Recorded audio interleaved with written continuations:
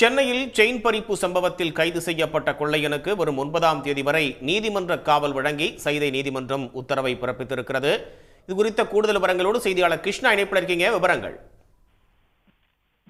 சென்னையில் தொடர்ந்து 6 இடங்களில் செயின் பறிப்பு சம்பவங்களில் ஈடுபட்ட 3 கொள்ளையர்களை அதிரடியாக சென்னை காவல்துறை கைது செய்தது.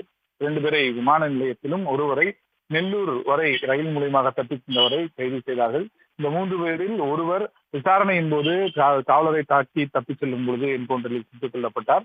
3வது கொள்ளையனை நெல்லூரில் வைத்து போலீசார் கைது செய்தார்கள். சல்மா எனப்படும் அந்த கொள்ளையனையும் சென்னைக்கு அழைத்து வந்து விசாரணை என்பது மேற்கொள்ளப்பட்டது.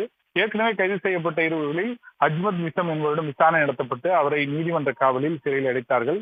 மீதம் 3வதாக இருக்கும் இந்த சல்மாவிடமும் விசாரணை என்பது நடத்தப்பட்டது. முக்கியமாக இந்த செயின் பறிப்பு கொள்ளையில் வாகனங்கள் கொடுத்து உதவியது என்பது தெரிய வந்திருக்கிறது.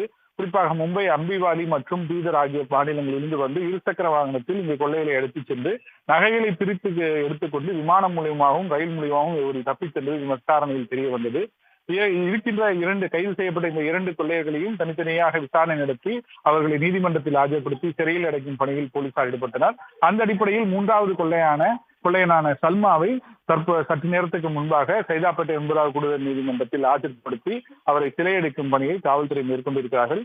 ஏப்ரல் 9ஆம் தேதி வரை நீதிமன்ற காவலில் சிறையடைக்க நீதிமன்றம் உத்தரவு பிறப்பித்திருக்கிறது.